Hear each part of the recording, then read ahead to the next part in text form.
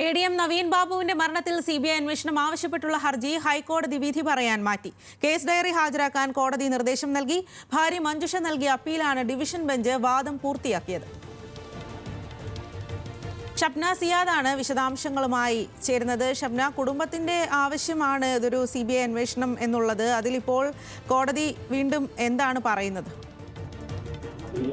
വസ്തുതകൾ ശരിയായി വിശകലനം ചെയ്യാതെയാണ് സിംഗിൾ ബെഞ്ച് ഉത്തരവ് പുറപ്പെടുവിച്ചതെന്ന് അടക്കം ആരോപിച്ചാണ് ഭാര്യ മഞ്ജുഷ ഹൈക്കോടതി ഡിവിഷൻ ബെഞ്ചിൽ അപ്പീൽ നൽകിയത്. Justice TB Suresh Kumar, justice Jobin Sebastian എന്നിവരടങ്ങുന്ന ഡിവിഷൻ ബെഞ്ചാണ് ഇപ്പോൾ ഈ കേസിൽ വാദം പൂർത്തിയാക്കി വിധി പറയാൻ മാറ്റിയത്.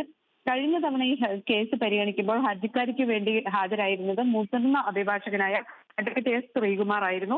ഈ അഡ്വക്കേറ്റ് S. ശ്രീകുമാർ കോടതിയിൽ ആവശ്യപ്പെട്ടത് CBI അന്വേഷണം ഇല്ലെങ്കിൽ ക്രൈംബ്രാഞ്ചിന്റെ അന്വേഷണം ആയാലും മതി എന്ന നിലപാട് സ്വീകരിച്ചിരുന്നു. ഇതിനെതിരെ കുടുംബം രംഗത്ത് വന്നിരുന്നു. അഭിഭാഷകൻ തങ്ങൾ ആവശ്യപ്പെടാത്ത കാര്യമാണ് കോടതിയിൽ പറഞ്ഞതെന്നും അതിനാൽ മറ്റൊരു അഭിഭാഷകൻ ഹാജരാകുമെന്നും നേരത്തെ തന്നെ കുടുംബം വ്യക്തമാക്കിയിരുന്നു. ഇതനുസരിച്ച് ഇന്ന് മുതിർന്ന അഭിഭാഷകനായ അഡ്വക്കേറ്റ് K. കുമാറാണ് കോടതിയിൽ ഹാജരായി വാദം നടത്തിയത്.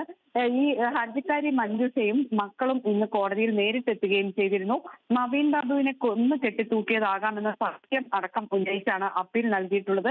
2024 ഒക്ടോബർ 15-നാണ് നവീൻ ബാബുവിനെ മരിച്ച നിലയിൽ കണ്ടത്. ജനുവരി 6-നാണ് CBI അന്വേഷണം ആവശ്യപ്പെട്ട് ഹർജി സിംഗിൾ ബെഞ്ച് തള്ളിയത്.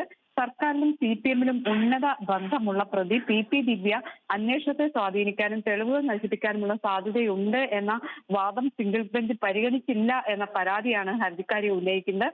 അന്വേഷണം CBIക്ക് കൈമാറിയാൽ മാത്രമേ ഇതിൽ തങ്ങൾക്ക് നീതി ലഭിക്കൂ എന്നാണ് കുടുംബത്തിന്റെ ആവശ്യം. ഏതായാലും ഈ കേസിലെ കേസ് ഡയറി അടക്കം പരിശോധിച്ചായിരിക്കും കോടതി ഇതിൽ തീരുമാനമെടുക്കുക.